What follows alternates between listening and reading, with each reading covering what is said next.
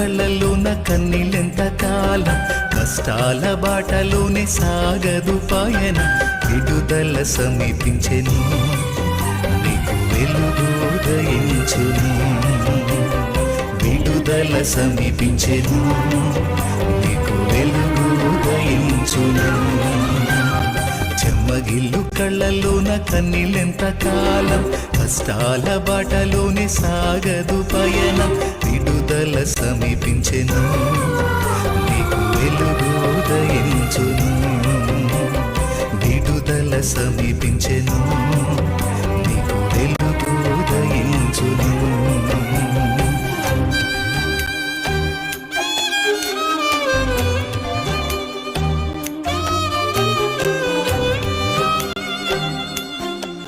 బట్టి అంటే నీవు కలిగి ఉన్న భక్తి జీవితాన్ని బట్టి నీవు దేవునితో సహవాసం చేయగలుగుతావు, దేవునికి దగ్గర చేయబడతావు అని జ్ఞాపకం చేయబడతా ఉంది ప్రియదేవి బిడ్డరా. మరి దేవుని యొక్క సన్నిధిలో కొనసాగుతున్న మన జీవితాల్లో ఆధ్యాత్మికతగా కలిగిన వారమై విశ్వాసపూరితమైన జీవితంలో మన భక్తి ఎలా ఉంది, మన భక్తి ఏమై ఉంది, అసలు అది మనం జీవించే జీవితం భక్తి జీవితమేనా లేక అది భక్తి కాదంటారా అని తెలుసుకోవాలి అంటే ఈరోజు కొన్ని విషయాలు మీకు జ్ఞాపకం చేస్తాను. వాటిని బట్టి మీ జీవితం ఏమై ఉంది, అది నిజమైన భక్త లేదు కొసర భక్తి అనేది మనం తెలుసుకోవాలి. అంటే నిజమైన భక్తి జీవితాన్ని కలిగి మనం యథార్థంగా దేవుణ్ణి మహిమపరచగలుగుతున్నామా అనేది నేను చెప్పబోయేటువంటి అంశాలను బట్టి మీ భక్తి జీవితాన్ని ఈ రోజు ఒక్కసారి మీరు నెమరు వేసుకోవాల్సిందిగా నేను మీకు జ్ఞాపకం చేస్తా ఉన్నాను ప్రియదేవి బిడ్డలారా. అందులో మొదటిగా మనం చూస్తా ఉన్న యాకోబు రాసిన పత్రికలో 1వ అధ్యాయము, యాకోబు రాసిన పత్రిక 1వ అధ్యాయము 27వ వచనం మనం జ్ఞాపకం చేసుకుందాం. తండ్రి అయిన దేవుని ఎదుట పవిత్రమును నిష్కళంకమునైన భక్తి ఏదనగా దిక్కులేని పిల్లలను విధవరాండ్రను వారి ఇబ్బందుల్లో పరామర్శించుటయు ఇహలోక మాలిన్యము తన కంటకుండా తన్ను తాను కాపాడుకొనుటయునే. చాలండి. మొదటిగా మన భక్తి ఏమై ఉండాలయ్యా అంటే నిష్కళంకమైన భక్తి అయి ఉండాలంట. ఏం భక్తి అండి? నిష్కళంకమైన భక్తి. అంటే ఫర్ ఎగ్జాంపుల్ చూడండి, మనం వేసుకున్నటువంటి బట్టలు ఏవైతే ఉన్నాయో ఆ బట్టల మీద ఏదైనా ఒక చిన్న మరక కనపడినా వెంటనే దాన్ని విడిచేస్తాం, దాన్ని పక్కన పెట్టేస్తాం. ఏ చిన్న మరకే కదా ఏమైంది అంటే లేదు, ఆ మరక కూడా ఉండకూడదు. అది తెల్ల బట్టే కానీ ఇంకే బట్టైనా కానీ ఆ బట్ట మీద ఏమి ఉండకూడదు, మార్చిన మరకలు ఏమి ఉండకూడదు. అంటే మచ్చ అనేది కనపడకూడదు అని మనం ఆలోచన చేసి వేసుకునే బట్టలకే అంత విలువనిస్తున్నామే. మరి అలాంటిది దేవుని యందు ఆయనతో సహవాసం చేయడానికి వచ్చిన మనము ఆయన యందు కలిగి ఉన్న భక్తి ఏదైతే ఉందో ఆ భక్తి జీవితంలో కూడా నిష్కళంకమైన భక్తి అయి ఉండాలట. నిష్కల్మషముగా భక్తి చేయాలి. అలా భక్తి చేయగలిగినప్పుడే మనము దేవునితో దగ్గర చేయబడతాము, ఆయనతో సహవాసం కలిగి ఉండగలుగుతామని వాక్యాలు సెలవిస్తా ఉన్నాయి. దేవుని స్తోత్రం. హల్లెలూయా, హల్లెలూయా.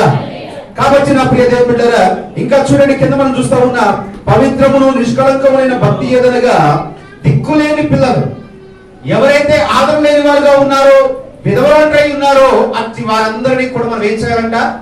ఆదరించే వారమై ఉండాలట. వారికి ఆదరణ చూపించాలి, వారికి ప్రేమను పంచాలి. నీ యొక్క భక్తి జీవితంలో నువ్వు కలిగి ఉన్న నిష్కల్మషమైనటువంటి భక్తి ఏదంటే అది ఏ భక్తి అంటున్నాడు. మరి ఎంతమందిని మనం ఆదరిస్తా ఉన్నా, ఎంతమందికి దేవుడు ఇచ్చిన ప్రేమను పంచుతున్నా, ఎంతమందికి దేవుడు మనం కలగ చేసినటువంటి ఆ ప్రేమను ఇతరులకు పంచగలుగుతున్నామో ఈరోజు ఒక్కసారి మన జీవితాల్లో ప్రశ్నించుకోవాల్సిన వారమై ఉన్నా. కాబట్టి నా ప్రియ దేవుని బిడ్డలారా, ఈ లోక మాలిన్యమైనది ఏదైతే ఉందో అనగా ఈ లోక సంబంధమైన పాపం అనే మురికిని మనకు అంటించుకోకుండా ఆ మాలిన్యాన్ని తొలగించుకున్న వారమై ఉండి దానికి దూరమైన వారమై ఉండి పరిశుద్ధత కలిగిన జీవితాన్ని, నిష్కల్మషమైనటువంటి జీవితాన్ని మనం కలిగి జీవిస్తూ ఆయన్ను ఆరాధించే వారంగా ఉండాలట. అందుకే అన్నాడు ఆయన, నేను పరిశుద్ధునై ఉన్నాను కనుక నన్ను ఆరాధించువారు ఏమై ఉండాలండి? పరిశుద్ధులై ఉండాలన్నాడు. దేవుని స్తోత్రం. హల్లెలూయా, హల్లెలూయా. కాబట్టి మన భక్తి జీవితంలో మొదటి కలిగి ఉండవలసిన లక్షణం ఏంటయ్యా అంటే నిష్కల్మషమైన భక్తి మనం కలిగి జీవించాలి. ఆ భక్తి జీవితంలో అటొకలాగా ఇటొకలాగా ఉండే భక్తి జీవితం కాదు. పైకి ఒకలాగా లోపల ఒకలాగా ఉండే జీవితం కాదు. యథార్థంగా ఉన్నాను అంటూ లోపల కుయుక్తులు కలిగిన జీవితం అయితే కాదు. దేవుని యొక్క సన్నిధిలో ఎంతవరకు మనం ఎలా ఉండాలి అంటే నిష్కల్మషమైనటువంటి భక్తిని మాత్రమే కలిగి జీవిస్తూ దేవుణ్ణి మనం ఆరాధించగలిగినప్పుడు మాత్రమే దేవుడు అట్టి వారితో సావాసం చేస్తాడు. దేవుని స్తోత్రం. హల్లెలూయా, హల్లెలూయా. కాబట్టి నా ప్రియ సహోదరి సహోదరుడా, ఈరోజు దేవుని యొక్క సన్నిధిలో మొదటి మాట మనం జ్ఞాపకం చేసుకుంటున్నా, నీ భక్తి నిష్కల్మషమైన భక్తిగా ఉందా? ఇక రెండవదిగా మనం చూస్తా ఉన్న యోబు గ్రంథము 4వ అధ్యాయం. యోబు గ్రంథము 4వ అధ్యాయము 6వ వచనాన్ని మనం జ్ఞాపకం చేసుకుందాం.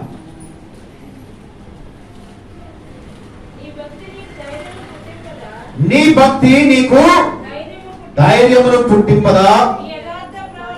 నీ యథార్థ ప్రవర్తన నిరీక్షణకు ఆధారము కాదా? చాలండి ప్రియమైన బిడ్డలారా, ఇక్కడ ఎలీఫజు ప్రత్యుత్తరం ఇస్తూ యోబుతో మాట్లాడుతున్నాడు.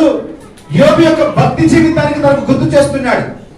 ఏమనయ్యా అంటే, అతడు సహనంలో ఉన్నప్పుడు, పరీక్షింపబడతా ఉన్నప్పుడు నీ భక్తి ఏదైతే ఉందో, ఇప్పటి వరకు నువ్వు చేసిన భక్తి జీవితం ఏదైతే ఉందో ఆ భక్తి జీవితం ఇప్పుడు నీకు ధైర్యం పుట్టిస్తా? ఇంకా నీ యథార్థ ప్రవర్తన నీ నిరీక్షణకు ఆధారము కాదా? వాటిని ఒక్కసారి జ్ఞాపకం చేసుకోమంటున్నాడు. దేవుని స్తోత్రం. హల్లెలూయా, హల్లెలూయా. గమనించండి నా ప్రియ దేవుని బిడ్డలారా, రెండవదిగా మీకు జ్ఞాపకం చేస్తా ఉన్నాను, నీ భక్తి శక్తి కలిగినదై ఉండాలంట. ఏమై ఉండాలి? శక్తి కలిగినదై ఉండాలి అని లేఖనాలతో మాట్లాడుతూ ఉన్నాడు. నువ్వు ఏ భక్తి అయితే చేశావో ఆ భక్తి నీకు ధైర్యాన్ని పుట్టించదా? నీవు కలిగి ఉన్న భక్తి జీవితంలో నీవు అధైర్యం కలిగి ఉన్నప్పుడు, ధైర్యాన్ని కోల్పోతున్నప్పుడు ఆ భక్తి నీ జీవితంలో ఏం కలిగించాలంట? ధైర్యం పుట్టిస్తుంది. అంతేకాదు నీ యథార్థత ప్రవర్తన, నువ్వు ఏ ప్రవర్తన అయితే కలిగి ఉన్నావో ఆ ప్రవర్తన యథార్థమైన ప్రవర్తన అయితే అది నీకేం కలగజేస్తుంది? నిరీక్షణ కలగజేస్తుంది. నిరీక్షణ అంటే ఎదురు చూచు. అంటే ఏ కార్యమైతే జరగాలనుకుంటున్నావో, ఏ కార్యమైతే అనుభవించాలనుకుంటున్నావో, ఏ కార్యమైతే పొందాలి అనుకుంటున్నావో ఆ కార్యాన్ని పొందుకోవడానికి కొన్ని సందర్భాల్లో మనం సహనం కోల్పోతాం. సహనాన్ని కోల్పోయి ఎందుకు ఎంత ప్రార్థన చేసినా దేవుడు నా జీవితంలో ఈ కార్యం చేయట్లేదు, ఎందుకో మరి ఎంత ప్రార్థన చేసినా, ఎన్ని మొక్కుబడులు చేసినా, ఎంత చేసుకున్నా ఈ కార్యం అయితే జరగడం లేదు అని చెప్పేసి చాలా మంది ఏం చేస్తుందని తెలుసా? దేవుని ఎందుకు కలిగి ఉన్న విశ్వాసాన్ని కోల్పోతున్నారు, నిరీక్షణ కోల్పోతా ఉన్నారు, అవిశ్వాసంలోకి జారిపోతా ఉన్నారు, భక్తి జీవితాన్ని తొలగిపోతా ఉన్నారు. ప్రియదేవుని బిడ్డలారా, కానీ ఒక మాట ఇక్కడ జ్ఞాపకం చేయబడతా ఉంది, నీ భక్తి జీవితం ఏదైతే ఉందో అదేమై ఉండాలంట? ఏమై ఉండాలి? శక్తి కలిగినదై ఉండాలి. దేవుని స్తోత్రం. హల్లెలూయా, హల్లెలూయా. శక్తి కలిగినది అంటే ఎలాగొస్తుంది అంటే, నీవు కలిగే భక్తి జీవితంలో నీ ప్రవర్తనలో అన్నిటిలో కూడా యథార్థత కలిగి నడుచుకోవాలి. యథార్థమైన భక్తి జీవితంలో కలిగి ఉన్నప్పుడు నీ భక్తి శక్తిని పుట్టిస్తుందట. ఆ భక్తి జీవితంలో కలిగి ఉన్న జీవితం ఏదైతే ఉందో అది నీకు ధైర్యాన్ని పుట్టిస్తుందట. అంటే ధైర్యము అంటే నువ్వు ఎక్కడా కూడా సహనాన్ని కోల్పోకుండా, అధైర్య పడుకోకుండా నువ్వు ధైర్యంగా ఉండు, నేను నీకు తోడుగా ఉన్నాను, నువ్వు భయపడవద్దు, నేను నీకు అభయముగా ఉన్నాను అని నా దేవుడు నీ భక్తి జీవితం ద్వారా నీకు ధైర్యాన్ని పుట్టిస్తాడు. నీకు ఎలాంటి పరిస్థితులు ఉన్నా సరే, నువ్వు ఏ స్థితిగతుల్లో ఉన్నా సరే, నువ్వు ఎలాంటి పరిస్థితుల్లో ఉన్నప్పటికీ కూడా, ఏ కార్యం అయితే జరగట్లేదు అనుకుంటున్నావో, ఎక్కడైతే ఓడిపోతున్నావు అనుకుంటున్నావో, ఎక్కడైతే నువ్వు గెలవలేకపోతున్నావు అనుకుంటున్నావో ఆ సమయంలో కూడా నా దేవుడు నీకు ధైర్యాన్ని పుట్టించేవాడై ఉన్నాడు. అంతేకాదు నీ యొక్క యథార్థమైన ప్రవర్తన ఏదైతే ఉందో అది నీకు నిరీక్షణ కలగజేస్తా ఉందంట. దానిని నువ్వు జ్ఞాపకం చేసుకోమంటున్నాడు. దేవుని స్తోత్రం. హల్లెలూయా, హల్లెలూయా. కాబట్టి నా ప్రియ సహోదరి సహోదరుడా, ఈరోజు దేవుని యొక్క సన్నిధిలో నీ ప్రార్థనా జీవితం ఏమై ఉంది? నీ భక్తి జీవితం ఏమైపోయింది? అలాంటి భక్తిని కలిగి ఉన్నావు? ఆ భక్తి అనేది శక్తి కలిగినదిగా ఉంటుందా? ఆ భక్తిలో శక్తి ఉందా, లేక శక్తిహీనుడుగా మిగిలిపోతున్నావా? ఏదో నామకార్థమైన భక్తి, ఏదో వెళుతున్నానంటే వెళుతున్నాను, చదువుతున్నానంటే చదువుతున్నాను, ప్రార్థన అంటే ప్రార్థన చేస్తున్నాను, అందరితో ఏకీభవించమంటే ఏకీభవిస్తున్నాను అంటే కాదు. అది దాన్ని ఏమంటారా అంటే నామకార్థమైన భక్తి, అంటే శక్తి లేని భక్తి అది. మరి నీ భక్తి జీవితంలో శక్తి రావాలి అంటే, నువ్వు శక్తి కలిగిన భక్తి కలిగిన వాడు అయి ఉండాలి అంటే, నువ్వు దేవుని యందు యథార్థమైన ప్రవర్తన కలిగి నడుచుకోవాలి. నీ ప్రవర్తనలో యథార్థత ఉండాలి, నీ మాటల్లో యథార్థత ఉండాలి, నీ క్రియల్లో యథార్థత ఉండాలి, నీ నడకల్లో యథార్థత ఉండాలి. నీ జీవించే జీవితం అంతయు కూడా యథార్థమైన ప్రవర్తన కలిగి నడుచుకోవాలి. ఈ ఒకరితో ఒక మాట, అవాకరితో ఒక మాట, ఇది కాదు. దాన్ని భక్తి జీవితం అంటారు. అక్కడో మాట ఇక్కడో మాట, దాన్ని భక్తి జీవితం అంటారు. ఎందుకని ఇక్కడ చెప్పిన మాట అక్కడ ఎందుకు చెప్పలేవు? అక్కడ చెప్పిన మాట ఇక్కడ ఎందుకు చెప్పలేకపోతున్నావు? ఎందుకు దాపేకం చేస్తున్నావు? ఎందుకు దాచిపెడుతున్నావు? అంటే ఏంటో తెలుసా, నీవు యథార్థమైన ప్రవర్తన లేకుండా జీవిస్తున్నావు. దానివల్ల నీ భక్తి ఏమైపోతుందయ్యా అంటే శక్తిహీనమైపోతా ఉంది. దానిలో నీ భక్తి జీవితం అనేది శక్తి లేని జీవితంగా మారిపోతా ఉంది. దానివల్ల దేవునితో సహవాసం అనేది నీవు కోల్పోతా ఉన్నావని గ్రహించాలి ప్రియ సహోదరి సహోదరుడు. కాబట్టి అంటున్నాడు, అందుకే నీ భక్తి శక్తి కలిగినదై ఉండాలి. నువ్వు చేసే భక్తిని బట్టి నువ్వు దేన్నైతే ఆశిస్తున్నావో అది వెంటనే జరిగే రీతిలో నువ్వు శక్తిమంతుడు అయి ఉండాలి. దేవుని స్తోత్రం, హల్లెలూయా హల్లెలూయా. అందుకు యోబును మనం తీసుకుంటే, యోబుతో ఎప్పుడైతే ఆ మాట మాట్లాడాడో, యోబు ఏం చేశాడో తెలుసా? తన భక్తిని పరీక్షించుకోవడం మొదలు పెట్టాడు. అసలు నా భక్తి జీవితం ఏమై ఉంది? నిజమే, నేను యథార్థత లేకుండా జీవిస్తున్నానా? నా భక్తిలో యథార్థత లేదంటారా? నా భక్తి నన్ను ధైర్యం పుట్టించదా అని ప్రతి విషయంలో కూడా ఎన్ని కష్టాలు వచ్చినా, ఎన్ని నష్టాలు వచ్చినా, ఎన్ని వేదనలు, ఇరుకులు, ఇబ్బందులు వచ్చినా, ఎన్ని నిందలు, అవమానాలు వచ్చినా గానీ ప్రతి విషయంలో దేవుని స్తుతించడమే ప్రారంభించాడు. దేవుని స్తుతిస్తూ వచ్చాడు, దేవుని మహిమపరుస్తూ వచ్చాడు, దేవుని గణపరుస్తూ వచ్చాడు, నిందలను భరించాడు, అవమానాలను ఎదుర్కొన్నాడు. ఎంతమంది అయితే హింసించారో అన్ని బాధలు, వేదనలు, ఇరుకులు, ఇబ్బందులు సమస్తాన్ని భరిస్తూ వచ్చాడు. అవన్నీ భరించుకుంటూ వచ్చాడు కాబట్టి తిరిగి నా దేవుడు రెండంతల ఆశీర్వాదాన్ని యోగిచ్చాడు. దేవుని స్తోత్రం, హల్లెలూయా హల్లెలూయా. చూడండి, అతని యొక్క ప్రవర్తన యథార్థమై ఉన్నది కనుక అతడు దేవుని ఏం చేశాడు అంటే నిరీక్షణ కలగ చేశాడు. ఎదురు చూసే భాగ్యం అభివృద్ధించాడు. ఆ ఎదురు చూపులోనే రెండంతల ఆశీర్వాదాన్ని తిరిగి యోబు పొందుకోగలిగాడు. ఈరోజు మన జీవితాల్లో గర్భఫలాలు లేవని బాధపడుతున్నామా?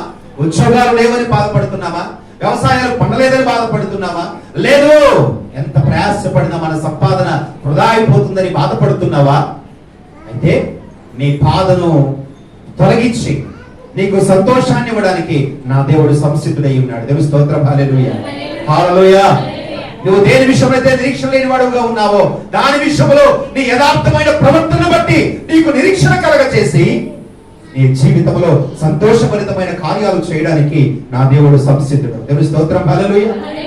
కాబట్టి నా ప్రియ సహోదరి సహోదరుడా, ఈ రోజు నీ భక్తి జీవితంలో శక్తివంతమైన భక్తిని నువ్వు కలిగి నడుచుకోవాలి. ఇక మూడవదిగా చూస్తా ఉన్నా, మొదటి తిమోతి రాసిన పత్రిక 6వ అధ్యాయం, మొదటి తిమోతికి రాసిన పత్రిక 6వ అధ్యాయము 5వ వచనం మనం చదువుకుందాం.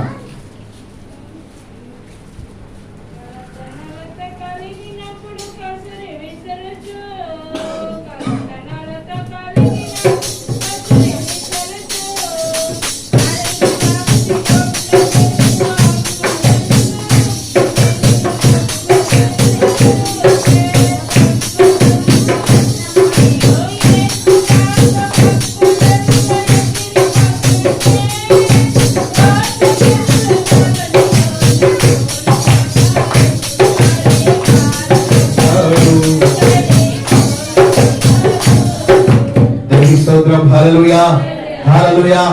మొదటి తిమోతి రాసిన పత్రిక 6వ అధ్యాయము 5వ వచనాన్ని కూడా ఒకసారి జ్ఞాపకం చేసుకుందాం.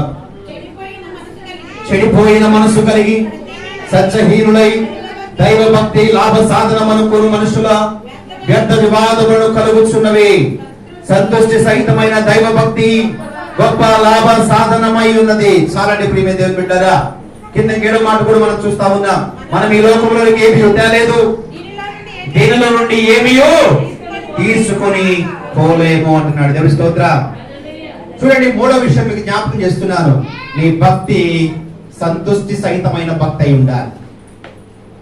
అనగా ఆ భక్తి జీవితంలో దేవుడు నీకు ఇచ్చిన తలాంతులు ఏవైతే ఉన్నాయో, దేవుడు నీకు ఇవ్వబడినటువంటి వరములు ఏవైతే ఉన్నాయో, దేవుని యందు నువ్వు కలిగి ఉన్న భక్తి జీవితం ఏదైతే ఉందో దానిలో సంతుష్టి సహితమైన భక్తిగా నువ్వు సిద్ధపరచుకోవాలి. కొంతమంది చూడండి, ఆ భక్తి జీవితంలో చేయరాని పనులు చేసేస్తూ ఉంటారు.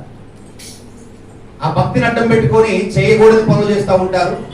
లేదు, ఆ భక్తిని మరి ఏం చేస్తుంటారంటే మరీ ఎక్కువ భక్తి కలిగిన వాళ్ళని నడిచేస్తూ ఉంటారు. దానివల్ల ఏంటయ్యా అంటే దేవునికి నీవు అవమానము తెస్తున్నా. కాబట్టి మన భక్తి జీవితంలో సంతుష్టి సహితమైన భక్తి కలిగిన వారంగా ఉండాలి.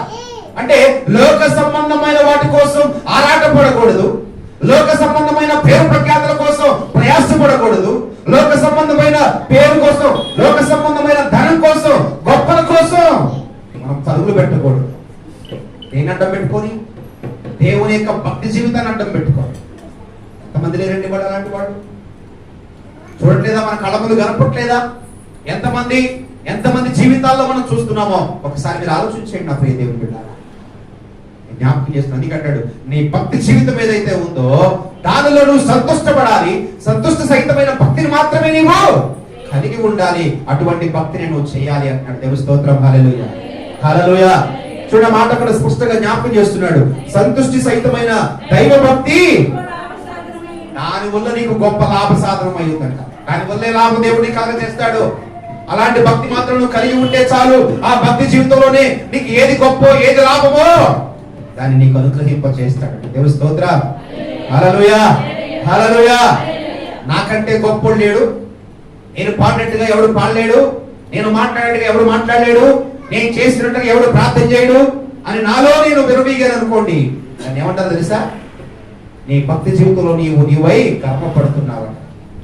నీకే సామెతలో సొలొమోను అంటాడు, నాశనానికి ముందు ఏం నడిచిందంట? ధరలో నడిచిందంట. ఎప్పుడైతే ఆ మనసు మనలోకి వచ్చిందో నీ నాశనము నీవే కొని తెచ్చుకున్న వాడు అవుతున్నావు. దేవుని స్తోత్రం. హల్లెలూయా. చూడండి, అందుకే ఈ మాట జ్ఞాపకం చేస్తున్నాను ఇక్కడ. ఏంటయ్యా అంటే నీ సంతోష సహితమైన భక్తి ఏదైతే ఉందో అది నీకు గొప్ప లాభదాయకం చేస్తుంది. అటువంటి భక్తి జీవితాన్ని మాత్రం నువ్వు కలిగి జీవించాలి. కానీ నీవు కలిగి ఉన్న భక్తి జీవితాన్ని బట్టి ఎప్పుడూ కూడా వెరవేయకూడదు, ఎప్పుడూ కూడా అహంకారమైన మనసును చూపించకూడదు, ఎక్కడా కూడా ఎగిసెగిసి పడకూడదు. దానివల్ల ఏమవుతాయి అంటే దేవుడు ఒక రోజు నిన్ను తొక్కి పెడతాడు. ప్రతి బిడ్డ, అది నేనైనా నువ్వైనా ఎవరైనా సరే, దేవుని యందు మాత్రం మనం ఏముండాలంట? భక్తి జీవితంలో ఏముండాలి? ఎంతవరకు తగ్గింపు కలిగిన వారంగానే ఉండాలి. అట్లా చేయకుండా హెచ్చింపబడి గర్వపడుతూ మనం భక్తి జీవితాన్ని కొనసాగిస్తే దానివల్ల గొప్ప లాభ సాధకం అయితే ఉండదు, కానీ దానివల్ల గొప్ప నష్టం మాత్రం కలుగుతుంది. కాబట్టి ఇది మనం గుర్తు పెట్టుకొని గొప్ప లాభ సాధకమైన జీవితాన్ని మనం కలిగి ఉండాలి. అంటే ఇక్కడ మనం ఏమై ఉండాలంట? ఏమై ఉండాలి? మన భక్తి జీవితంలో సంతృష్టి సహితమైన భక్తిని మాత్రమే మనము కలిగి ఉండాలి. దేవుని స్తోత్రం. హల్లెలూయా, హల్లెలూయా. కొన్ని సభల్లో, కొన్ని చోట్ల, కొన్ని ప్రాంతాలకు వెళ్ళినప్పుడు నేను గమనిస్తూ ఉంటాను. ప్రియమైన కొంతమంది ఏంటయ్యా అంటే పాట ఇవ్వలేదని అడుగుతూ ఉంటారు.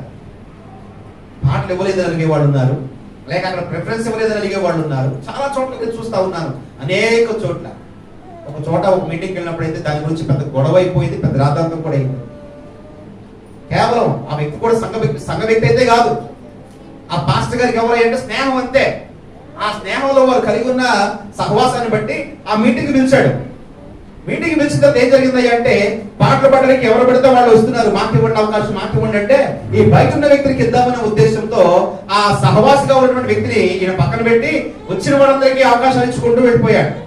వీళ్ళు వెళ్ళిపోయిన తర్వాత మొదలెట్టాడు. ఆ మీటింగ్ అయిపోయిన తర్వాత ఈ సహవాసిగా ఉన్నటువంటి వ్యక్తి, ఏమయ్యా ఎప్పటి నుంచి నువ్వు నేను సహవాసం, ఒక పార్టీ లేకపోయావే, నాతో పనంతా చేయించుకున్నావు, ఇక్కడ పనులని నేనే చేశాను కదా, ఒక పాట మాత్రం ఇవ్వలేకపోయావు అని చెప్పేసి అతనితో గొడవ పెట్టుకున్నాడు. అది చిరికి ఎక్కడ దాకా వెళ్ళిందంటే వాళ్ళిద్దరి మధ్య ఉన్న సహవాసం కాస్త పెడిసి కొట్టిందండి. ఈ రోజుకి వాళ్ళిద్దరు ఇద్దరు కలవలేకపోతున్నారు. ఇంకా ఈయన కలుపుకుందాం ప్రయత్నం చేసిన ఆయన మాత్రం ఏం చేస్తున్నాడు? కలవట్లేదు. ఎలా పాట ఇవ్వడం తెలియదు కానీ సహవాసం చేస్తావా అని ఆ మాటనే పట్టుకొని ఈ రోజు గుర్చుతూ ఉంటాడు. చూడండి ఎంత దౌర్భాగ్యమైన స్థితిలో ఉన్నామో. చూడండి ప్రియ దేవుడు, ఎందుకు ఈ మాట చెప్తున్నానంటే అక్కడ జరిగిన సన్నివేశం ఏంటయ్యా అంటే పాట ఇవ్వలేదు అంటే నువ్వు తగ్గింపు లేని వాడుగా ఉన్నావు. నీ తగ్గింపు జీవితం అనేది లేకుండా హెచ్చింపు జీవితాన్ని కనపరుస్తున్నావు. దానివల్ల ఏమవుతున్నావు? పేరు పోగొట్టుకున్న వాళ్ళం అవుతున్నావు, ఊరు పోగొట్టుకున్న వాళ్ళం అవుతున్నాం తెలుసా? కాబట్టి అందుకే దేవుడు ఉన్నాడు, నీకు ఇవ్వబడిన భక్తి ఏదైతే ఉందో, నీవు కలిగి ఉన్న భక్తి ఏదైతే ఉందో, దానిని బట్టి నువ్వు ఏమై ఉండాలంట? ఏమై ఉండాలి?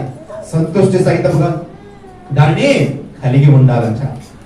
అంతేగాని పాట పాడలేదనో, నాకు పాట పాడే అవకాశం ఇవ్వలేదనో, లేక బైబిల్ చదివే అవకాశం ఇవ్వలేదనో, లేక ప్రార్థన చేసే అవకాశం నాకు ఇవ్వలేదేమనో మనం ఎప్పుడు కూడా గర్వపడే వారంగా ఉండకూడదు. ఒక మాటని జ్ఞాపకం చేస్తున్నాను, అవకాశం ఎప్పుడు వస్తుందా అని ఎదురు చూడాలి. అట్లని కాదు కానీ అవకాశం కోసం మనం ఎదురు చూడాలి. కానీ వచ్చిన అవకాశాన్ని తప్పనిసరిగా మనం ఏం చేసుకోవాలంట? సద్వినియోగం చేసుకోవాలి. దేవుని స్తోత్రం. హల్లెలూయా, హల్లెలూయా. కొంతమంది ఉంటారు ఇచ్చిన అవకాశాన్ని కూడా వినియోగించుకోకుండా దుర్వినియోగం చేసుకుంటూ వారి జీవితాన్ని ఏం చేసుకుంటారు? చివరికి అయోమయంలో పడేసుకుంటా ఉంటారు. అలా కాకుండా దేవుడిచ్చిన అవకాశాన్ని మనం ఏం చేసుకోవాలి? సద్వినియోగం చేసుకోవాలి. దాని ద్వారా దేవుడు దీన్ని గొప్ప లాభసాయకంగా తీర్చివేస్తాడు. దేవుని స్తోత్రం. హల్లెలూయా, హల్లెలూయా. కాబట్టి మనం కలిగి ఉన్న దాన్ని ఏం కలిగి ఉండాలంటే ఎప్పుడు కూడా దురాశకు పరిగెత్తకూడదు. దురాశల వైపు పరిగెత్తక అందుకంటాడు. దురాశ ఏం చేస్తుందంటే అది ఏం చేస్తుంది? దురాశ గర్భమును ధరించి పాపమును కనుక ఆ పాపము పరిపక్వమై మరణాన్ని కలుగుతుందట. అందుకే దేవుడిచ్చిన భక్తి జీవితం ఏదైతే ఉందో ఆ భక్తి జీవితంలో ఎప్పుడు కూడా దురాశలకు మనం పాల్పడకూడదు. నాకు అది లేదు, నాకు ఇది లేదు, నాకు అది చెప్పలేదు, నాకు ఇది చెప్పలేదు, నాకు అది చేయలేదు, నాకు ఇది చేయలేదు, అడ చెప్పలేదు, ఇడ చెప్పలేదు అని చెప్పేసి ఎప్పుడు కూడా మనము అహంకారమైన మనసును మనం ఎప్పుడు కూడా చూపించుకోకూడదు. ఎవడో ఒక మాట జ్ఞాపకం చేస్తాడు, ఏంటో తెలుసా? అసలు నువ్వు కుడి చేతితో చేసేది కూడా ఎడ చేతికే తెలియకూడదు అన్నాడు. బైబిల్ ప్రకారం చూస్తే ఏమన్నాడు?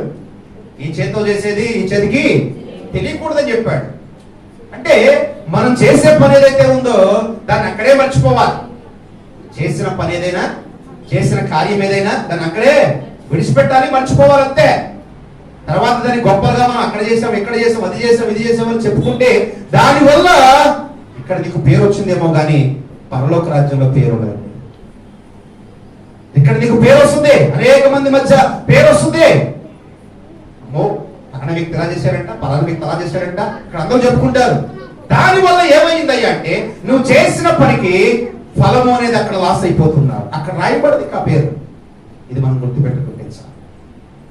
కాబట్టి ఈ సంతుష్టి సహితమైనటువంటి భక్తి కలిగిన వారంగా నడుచుకున్నప్పుడు ఆ భక్తి జీవితంలో దేవుడు దీన్ని ఎక్కడ గొప్ప చేయాలో, దానికి ఎక్కడ లాభం ఇవ్వాలో అక్కడే దీన్ని గొప్పగా లాభసాధకంగా చేస్తాడు. కాబట్టి మన భక్తి జీవితం ఏమి ఉండాలి? సంతుష్టి సహితమైన భక్తిగా ఉండాలి. దేవుని స్తోత్రం. హల్లెలూయా. ఇక చివరిగా రెండవ పేతురు రాసిన పత్రిక, పేతురు రాసిన రెండవ పత్రిక 1వ అధ్యాయం 7వ వచనం చదువుకుందాం. చదువు.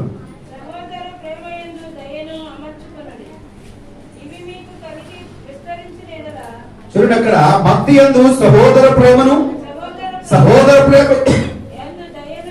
దయను అమర్చుకోవాలంట. దేవుని స్తోత్రం. హల్లెలూయా.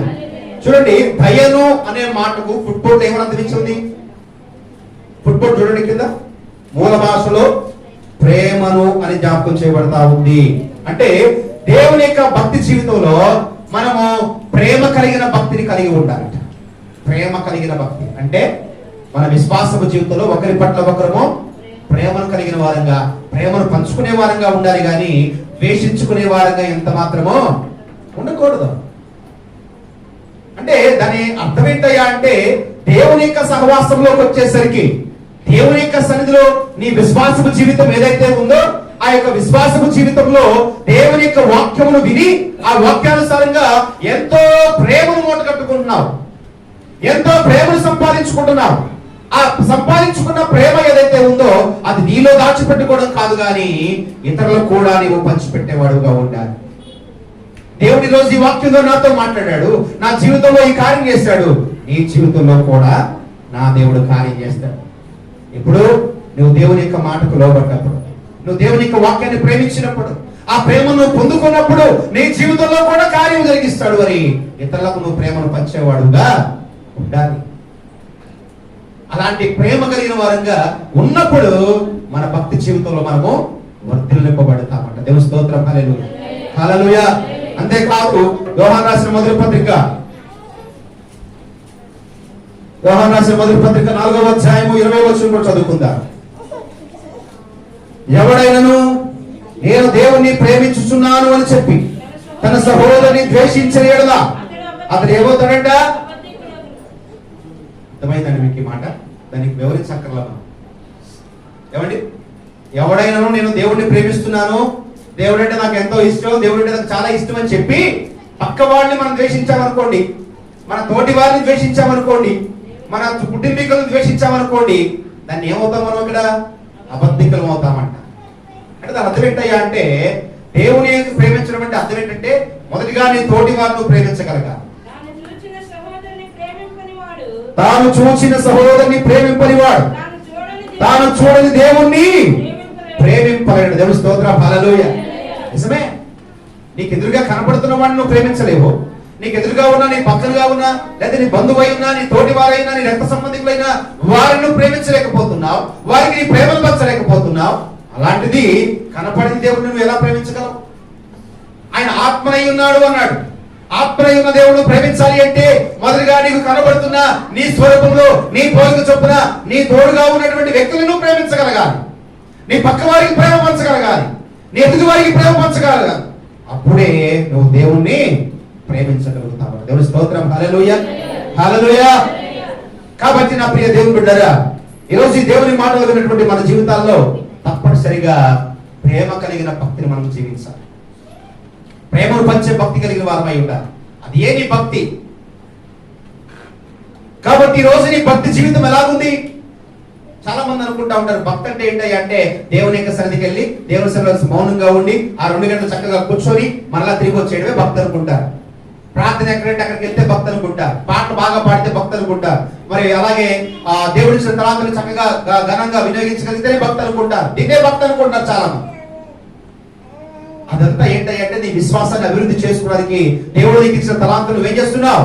దేవుని కొరకే వినియోగిస్తున్నావు. దానివల్ల నీ విశ్వాసం అనేది రెట్టింపు అవుతా ఉంటుంది.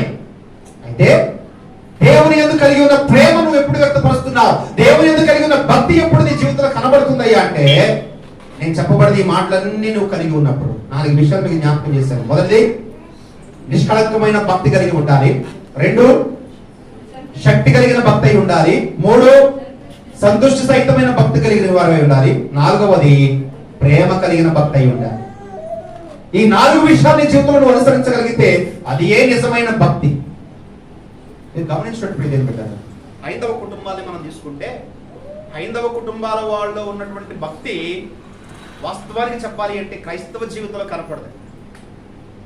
హైందవులు అంటే విగ్రహారాధన చేసేవాళ్ళు చేసేటువంటి భక్తి జీవితం ఏదైతే ఉందో, వాళ్ళు ఏదైనా చేయాలి అనుకుంటే ఆ పూజారి కావచ్చు, మరొక వ్యక్తి కావచ్చు, ఎవరైనా చెప్పారనుకోండి పలానా చేయాలమ్మానని, దాన్ని ఎంత నిష్ఠగా ప్రయత్నం చేస్తారు తెలుసా? ఎంత నిష్ఠగా చేస్తారు అంటే వారిని చూస్తే నిజంగా నేను చేసే భక్తి ఏనంటారు ఇది అనిపిస్తుంది మనకి. కానీ వాడు చేసేది వ్యర్థమైన భక్తే, కానీ దాన్ని కూడా నిష్ఠగా చేస్తూ ఉంటాడు. కానీ యథార్థమైనటువంటి విధానంలో కొనసాగుతూ, యథార్థమైనటువంటి దేవుని యొక్క సన్నిధిలో విశ్వాసము కలిగి జీవిస్తూ, నిజమైన దేవుణ్ణి ఎరిగిన వారు అయి ఉండి నిజమైన దేవుణ్ణి ఆరాధిస్తూ, ఆయన ఆరాధిస్తున్న వారంగా ఉన్న మన జీవితాల్లో మాత్రము పరిపూర్ణమైన భక్తి జీవితాన్ని మాత్రం కలిగి ఉండలేకపోతున్నాను. ఈరోజు ఎంతమంది చేస్తారండి పరిపూర్ణమైన ఉపవాసం అనేది?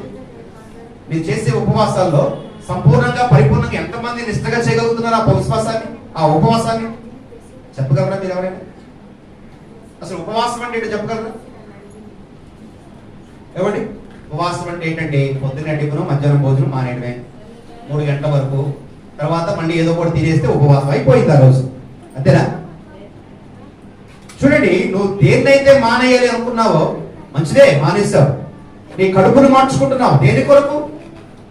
నువ్వు మార్చుకున్న కడుపుతో నీలో ఉన్నటువంటి ఆ శక్తి అంతయు కూడా దేవుని కొరకు నువ్వు వాడబడాలి. అంటే అది ప్రార్థనాపూర్వకంగా దేవుని నువ్వు కనపరచాలి.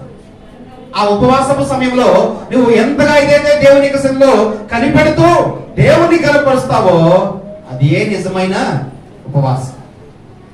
ఆ ఉపవాసము చేస్తున్నప్పుడు నీవు మానివేసిన తిండి ఏదైతే ఉందో, భోజనము టిఫిన్ ఏదైతే ఉందో, అది ఎవరికి చేయాలంట? లేని వారికి ఇవ్వాలి. ఎవరికండి? లేని వారికి నువ్వు ఇవ్వాలి. అంతేగాని దాచిపెట్టి రేపు పొద్దున చూసుకుందామంటే కాదు. అది నీ కొరకై, దేని కొరకైతే నువ్వు ఖర్చు పెట్టాల్సిన దాన్ని కూడా దాచిపెట్టి, దాన్ని కూడా ఆపుకొని దేవుని స్తుతిస్తున్నావో, దాన్ని నువ్వు లేని వారికి ఇచ్చేసి దేవుని యొక్క సన్నిధిలో నువ్వు యథార్థమైనటువంటి హృదయంతో నీవు ఆయన గోజాడగలిగినట్లయితే అది ఏ నిజమైన ఉపవాసం. అటువంటి ఉపవాసాన్ని మీరు ఆచరించి దేవుని అడగండి, తప్పనిసరిగా కార్యం జరుగుతుంది. దేవుని స్తోత్రం. హల్లెలూయా, హల్లెలూయా. అంతేగాని ఒకవేళ ఇట్లా చేయకుండా నామకార్థమైన ఉపవాసాలు ఎవరైనా చేస్తుంటే ఈ రోజు ఆపేసేయండి. దేవుడు మరి ప్రత్యేకంగా నేను ఉపవాసం చేయమని చెప్పట్లా, కానీ చేస్తే మరీ మంచిదే. చేస్తే ఆ ఉపవాసం ఎలా ఉండాలయ్యా అంటే, నువ్వు చేసే ఉపవాసానికి శక్తి కలిగినదై ఉండాలి. దేవుని స్తోత్రం. హల్లెలూయా, హల్లెలూయా. కాబట్టి నా ప్రియ దేవుని బిడ్డరా, నేను జ్ఞాపకం చేస్తా ఉన్నా, దేవుని యొక్క సన్నిధిలో ఏ రీతి భక్తి మనం కలిగి ఉన్నప్పుడు తప్పనిసరిగా నీ జీవితంలో ఎటువంటి కార్యమైన నువ్వు చూడగలవు, ఎలాంటి అద్భుతాలైనా నువ్వు పొందుకోగలుగుతావు. కాబట్టి ఇప్పటి వరకు ఒకవేళ ఇలాంటి భక్తి జీవితం నీలో లేకపోతే, ఈ రోజు నుంచి నీ జీవితంలో అటువంటి భక్తి జీవితాన్ని కలిగి ఉండడానికి నువ్వు ప్రారంభిస్తావని నేను ఆశపడుతున్నాను. అటువంటి కృపా దేవుడు మనకు దయచేయను గాక. ఆమేన్. కళ్ళు వంచుకుందాం, ప్రార్థన చేసుకుందాం. కళ్ళు వంచుకొని ప్రార్థన చేసుకుందాం. వెనకటికి భక్తుల జీవితంలో వీడు భక్తుడురా అంటే బావుడు అనేవాడు. అంటే అంతటి భక్తిని మేము చేయలేము అని అర్థం. మరి ఈరోజు దేవుడు నీకు ఒక సులువైనటువంటి రీతిలో భక్తి జీవితాన్ని దేవుడు నీకు ఇస్తున్నాడే. మరి అటువంటి భక్తి జీవితంలో నీవేమై ఉన్నావో ఒకసారి ఆలోచించే. ఎలాంటి భక్తి జీవితాన్ని కలిగి ఉంటున్నావు? సంతృష్టి సహితమైన భక్తి నీలో ఉందా? శక్తి కలిగిన భక్తి నీలో ఉందా? అలాగే